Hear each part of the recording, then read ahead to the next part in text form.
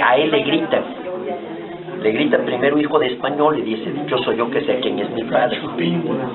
Y después le gritan conservador, y allí dice, no hay nada de malo en ser conservador, si lo que se quiere conservar es bueno para México. Y se va en ese discurso. Y entonces dice que él cree en la libertad de la pluma del escritor que plasma una idea, del escultor que saca de la roca una figura, del que plasma con su brocha un paisaje. Dice, yo no creo, aquí está, digo, me encantó la frase, en la libertad de la hoja que se desprende de un árbol y va a caer quién sabe dónde. Qué maravilloso. Y me parece que así estamos, somos la hoja, ahí andamos en la turbulencia. ¿A dónde vamos a caer? ¿A dónde vamos? Que yo pienso que es tanto tiempo que estuvieron estas gentes para poder reformar, organizar y acomodar a su manera este sistema. Tuvieron tiempo de modificar nuestro plano neuronal a grado tal de que no sabemos ni quiénes somos, y nos dieron los elementos de justificarnos, autojustificarnos para que se nos resbalen las cosas. Y a los 2 o 3 meses y ellos por cerebro nos llaman mucho. Saben que llegando los tiempos nosotros vamos a recuperar, porque estamos programados para eso. Se decía por ahí que todos llevamos algo de priismo. Es que ellos fueron los que nos fueron estructurando. Que nos lo queremos quitar, pero no tenemos el valor, porque también allí nos restaron esa capacidad para poder. Nos contagió, dice que cuando dice que la invitación se hizo instinto.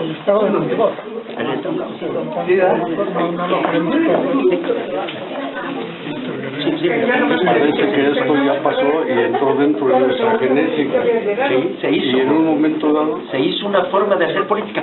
Yo creo que una de las cosas más... Precisamente en mi curso, yo trato de que la gente desprograme ese tipo de cosas. Sí. Yo soy psicólogo.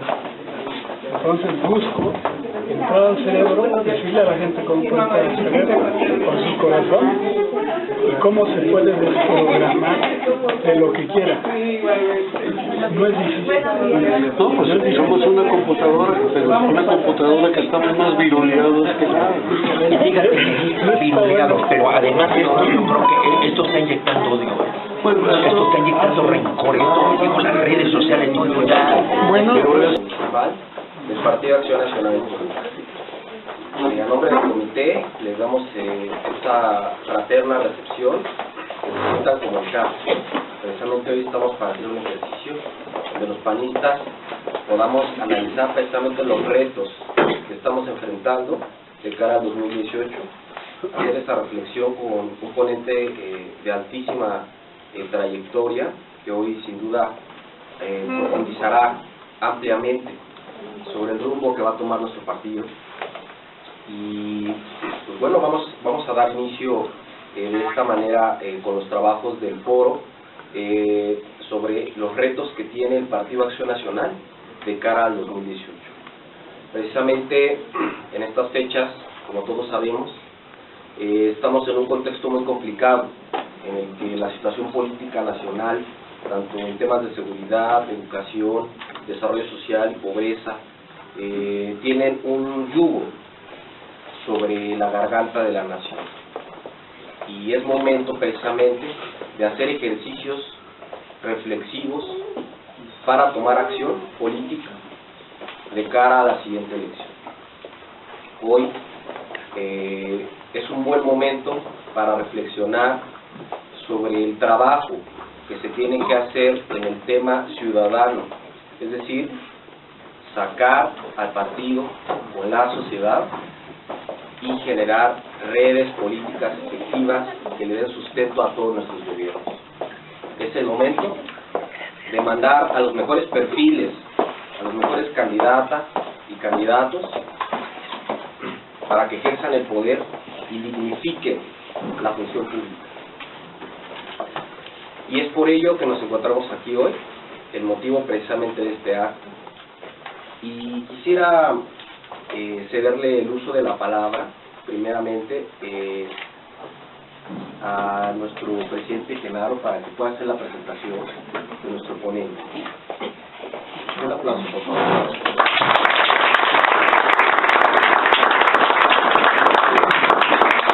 Muchas gracias a todos, muy buenos días. De antemano agradecerles su presencia a todos y cada uno de nuestros militantes, no solo de Toluca, sino también de MTP. También reconocer el esfuerzo del profesor Rodríguez Prat, nuestros maestros, un hombre de muchas batallas, diputado federal 3 veces, senador, un hombre que literalmente ha también sido partícipe de la redirección de la vida de Acción Nacional, un hombre que nos ha dado muestras no solo en la tribuna, sino con el ejemplo de lo que se debe hacer en política, un hombre de congruencia que hemos tenido la oportunidad de escucharlo muchísimas veces, en varias conferencias, en varias pláticas, y hoy agradecerle porque finalmente son tiempos difíciles para Acción Nacional. Son tiempos difíciles, pero también son tiempos de reflexión. Hoy este foro es con el ánimo de redescubrir dónde estamos, de dónde venimos y lo más importante, hacia dónde vamos. Escuchar a Juan José Rodríguez Prat, yo les decía a muchos de los que tuve la oportunidad de convocarlos personalmente, de veras, es literalmente un deleite escuchar a Juan José Rodríguez Prat, porque no solo habla de experiencia, habla de la congruencia, como se los decía, y lo más importante, es un hombre que no solo habla, sino escribe con la mística de un verdadero panista, y me atrevo a decirlo, con la experiencia de lo que no se debe ser, porque también alguna vez me los comentaba, estuve del otro lado, estuve en el PRI, y quién mejor que yo para saber qué es el PRI, qué es lo que no se debe hacer, y qué es el PAN, y qué sí se debe hacer, pero también qué no se debe hacer en el PAN, porque pareciera ser que a veces imitamos todo lo malo de los partidos, y pareciera que nos olvidamos de todo lo bueno, como muchas veces lo vimos con Don Víctor Herrero, que ahí hoy también nos engalana con su presencia, y pues la verdad que hoy tenemos en este país es la realidad de lo que los partidos políticos han dejado de hacer, del descrédito que tienen los partidos, porque nosotros como hombres también no hemos defendido lo que somos como partido, y la congruencia la hemos perdido. Hemos perdido el rumbo, hemos perdido el camino, hemos perdido la visión. Hoy nos va a hacer el favor de plantearnos estos temas. Y pues, Juan José, bienvenido a tu casa, gracias por acompañarnos, el secretario de Capacitación, gracias por acompañarnos, Carlos, Emilio, Lagunas, por estar aquí, y pues, ahora sí que lo dejamos aquí,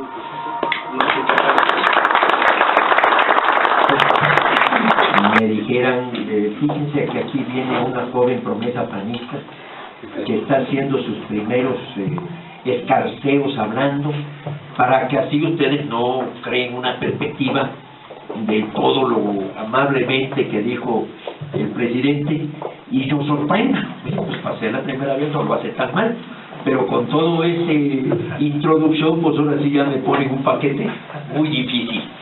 Pero miren ustedes, cuando yo toqué las puertas del PAN, déjenme evocar esa ocasión que fue para mí un gesto muy hermoso, porque efectivamente yo renuncié al PRI y la razón fue por la que no me hicieron senador.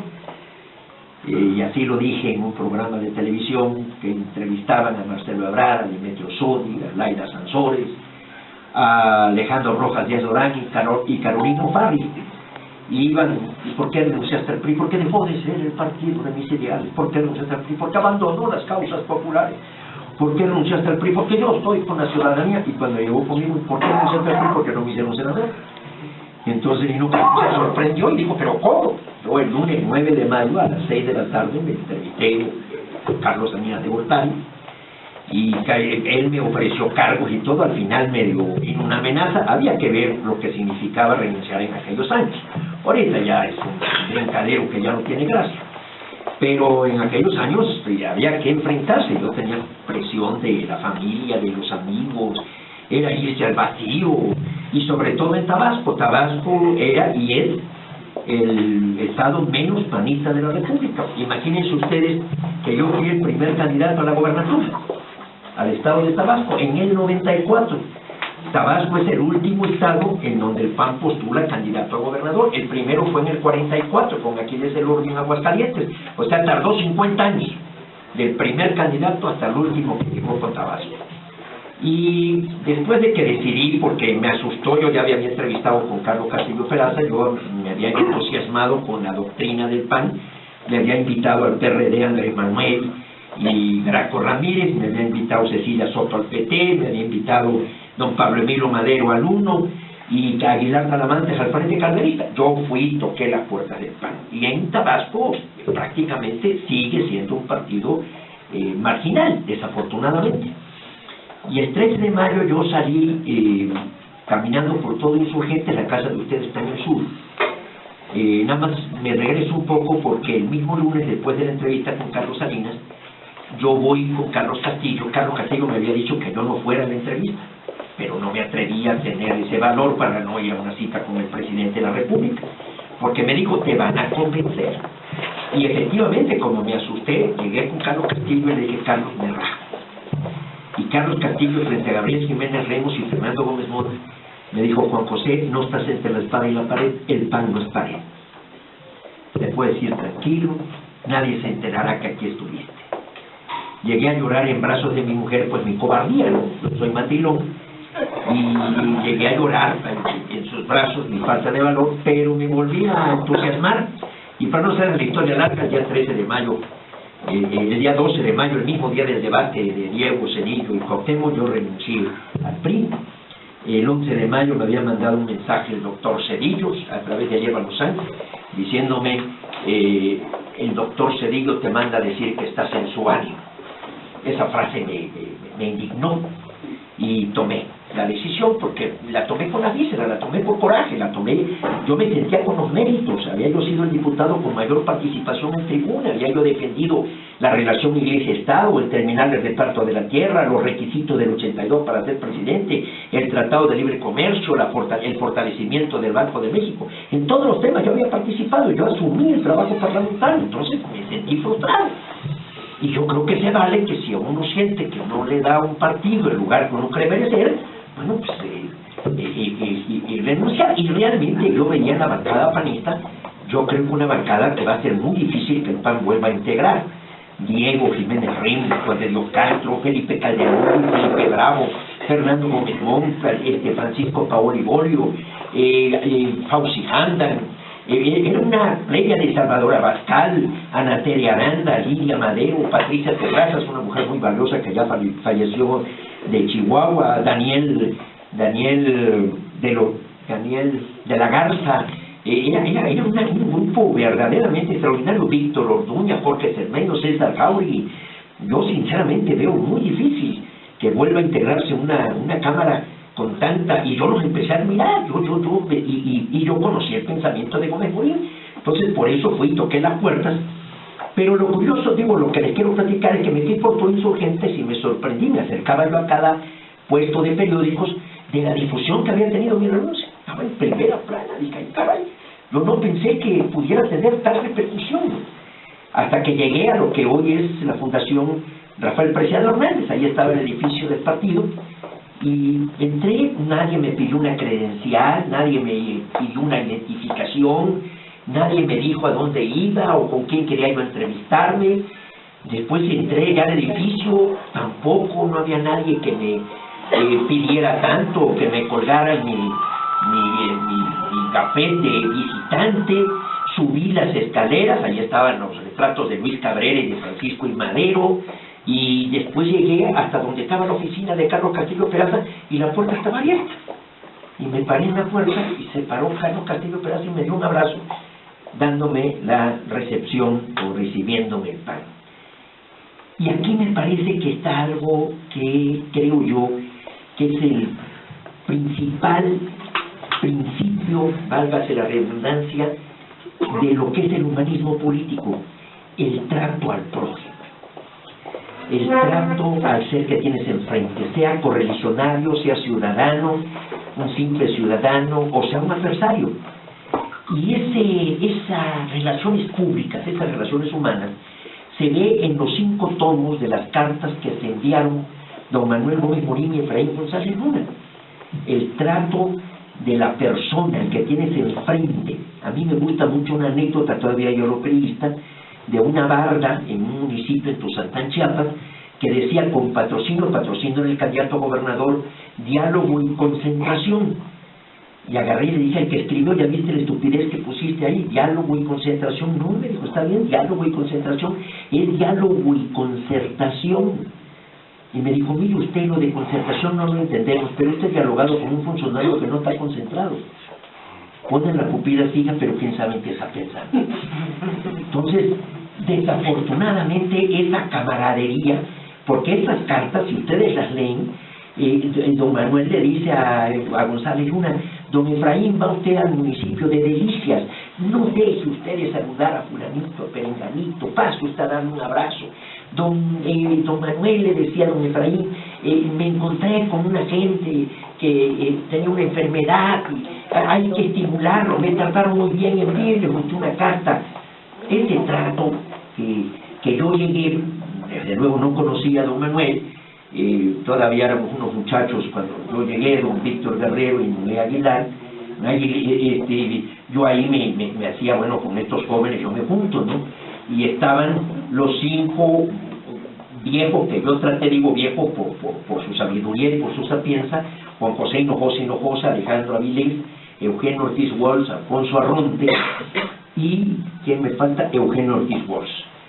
Y ellos sí, don Gabriel Palomar también, sí, y ellos sí me presumieron mi buena fe, porque muchos nunca creyeron que yo era un auténtico converso. En cualquier momento saca las uñas y le sale lo priista. Yo llegué a decir, bueno, efectivamente, yo fui 24 años priista, llevo 23 años de panista, Dios mediante el año próximo me emparejo. Pero ya no me podrán decir, ya 50-50. Y dijeron, pues, no es una evolución fácil. Yo siempre he sentido ser político y no sé hacer otra cosa. Si eso es malo o bueno, pues no lo sé. Me dijo un día, Diego, tú vives de la política, y yo le dije, tú vives del litigio. ¿Qué hay de malo si los dos vivimos con honradez? Entonces, esa calidad humana y el ejercicio de la reflexión. Castillo me estuvo observando un tiempo, y después, afortunadamente, en Zacatecas, unos priistas tocaron la puerta para ser candidato, y me habló directamente Castillo, y me dijo, Carlos, Juan José, en Zacatecas hay unas gentes, vete, quiero que me des la impresión que tienes de ellos, que leía desde la doctrina panista. Yo me había dedicado a estudiar la doctrina porque tenía yo miedo de que en alguna asamblea o algo alguien me dijera, tránsfuga, venedizo. Entonces dije, ¿qué es lo que me puede permitir defenderme? La doctrina panista. Y me empecé a estudiar, a grado tal de que acumulé ya tanta información que decidí escribir en mi primer libro sobre el pan. Ahorita tengo 11 libros sobre el pan, dicho sea con humildad y modestia. Libro porque mis libros son casas de cita.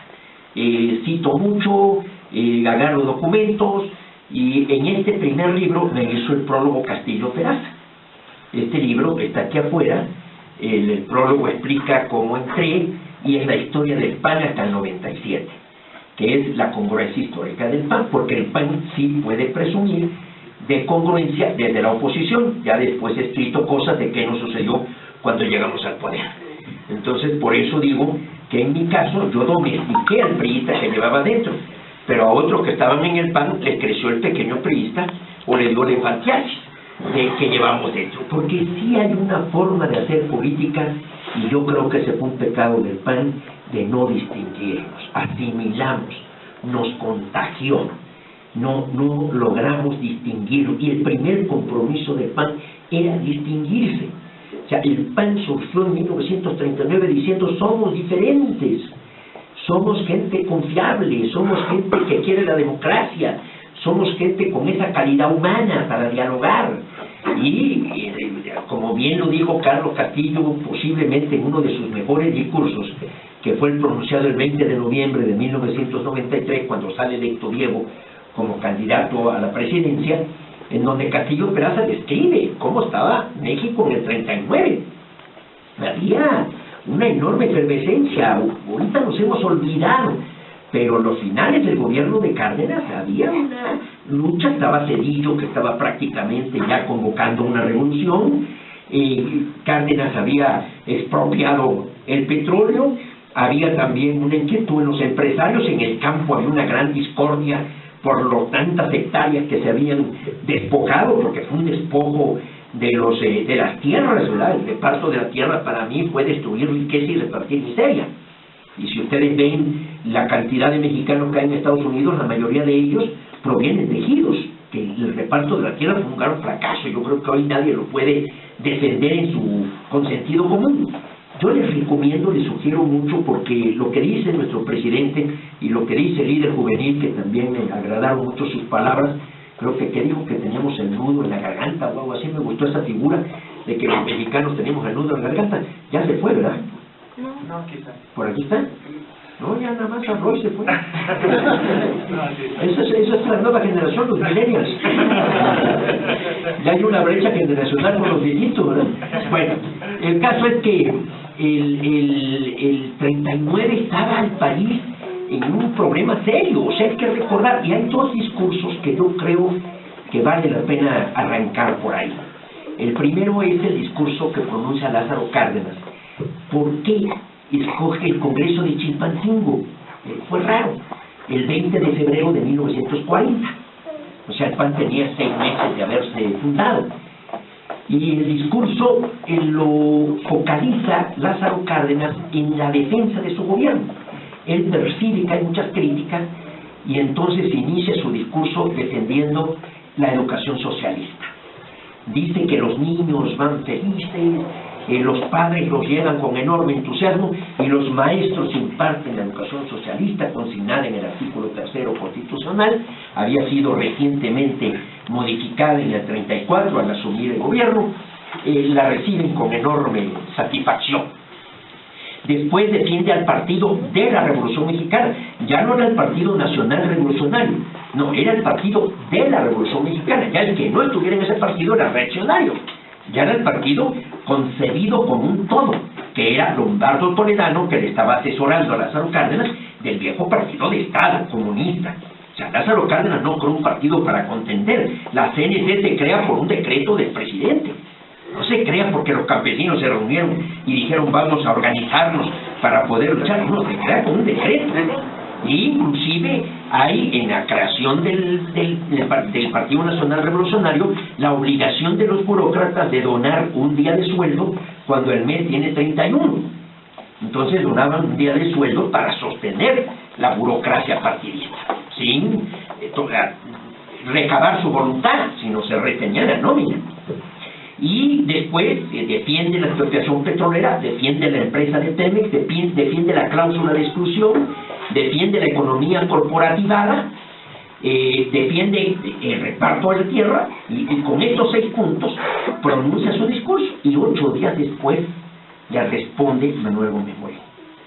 Son 2 discursos que me parece que tienen una gran vigencia, porque además en el transcurso de los años demostró que el que tuvo la razón fue don Manuel. ¿Por qué Lázaro Cárdenas y la política social fracasó? Lázaro Cárdenas, y lo hizo de buena fe, y lo dice en su discurso de toma de posesión, textualmente, literalmente, el único que puede cuidar el interés general es el Estado. O sea, demos atribuciones al Estado, demos facultades al Estado, porque de esta manera mejoramos la soberanía y hacemos justicia social. ¿Qué es lo que falló en todo el siglo XX? El Estado. ¿Y por qué falló? Por la mala calidad de los políticos, por ser un partido hegemónico, por carecer de capacidad autocrítica, y nos condujo en una situación que, aunque hubo estabilidad y hubo desarrollo económico y no hubo inflación, en algunos periodos se llegó a hablar hasta del milagro mexicano, pues al final de cuentas hay una enorme pobreza y una enorme desigualdad. Don Manuel Gómez Morín le dice: esa adecuación de la que usted habla, señor presidente, se ve que usted no conoce a su país. Esta educación de la que usted habla no es cierto, ni los padres de familia están contentos, ni los maestros saben lo que es la educación socialista. Ese partido del que usted habla, si se cerraran las arcas nacionales y no se obligara a los burócratas a ir a sus actos políticos, moriría al día siguiente, 1940. Esa economía corporativada, dice, sería un fracaso. Es un fracaso porque se impone desde el Estado. Funcionaría si parte de los mismos corporativados pero no impuesta por el Estado. La cláusula de exclusión es un arma que está en la boca del líder obrero para obligar al trabajador a un compromiso electoral. Ese reparto de la tierra, efectivamente, dice usted que en 25 años, del 14 al 39, se duplicó la producción, pero no si lo compara usted con la población, porque con la población, al contrario, estamos teniendo que incurrir ya en importar alimentos. Y por último, esa empresa pública, 1940, de la que usted habla, 28 de febrero, de que es una empresa que va a explotar un recurso natural, ya empieza a evidenciar fallas de corrupción, fallas de no estar cumpliendo sus fines. Nosotros estamos de acuerdo que fue un acto valiente y lo apoyamos en defensa de la soberanía, pero la empresa está fallando. Ahí están dos formas de ver la política mexicana, porque muchos que se dicen de izquierda hablan de que el PAN se creó como un instrumento de la iglesia, de los empresarios. Como dice bien María Lenita Álvarez, el PAN ha caminado con banderas que nos han impuesto nuestros adversarios. Pero si vemos, si se trata de combatir a Lázaro Cárdenas, pues no se hubiera creado en 1939, que ya era el final de Lázaro Cárdenas. Punto 1 y punto 2, el PAN hubiera desaparecido en el sexenio siguiente de Ávila Camacho, que fue un sexenio que hizo totalmente lo contrario a lo que había hecho Lázaro Cárdenas. O sea, Ávila Camacho fue un presidente que ya se acabó la educación socialista, él mismo reconoce que el ejido debe darse en propiedad, etcétera, etcétera. Entonces no hubiera subsistido el PAN. O sea, sí, desde luego, hay una doctrina social cristiana, que es la que sustenta fundamentalmente González Luna, y una doctrina liberal, que es la que sustenta don Manuel Gómez Morín. Son las dos vertientes que es contrario al nacionalismo revolucionario y al estatismo de Lázaro Cárdenas. Y de ahí vino una historia que yo diría que tiene cuando menos 4 etapas.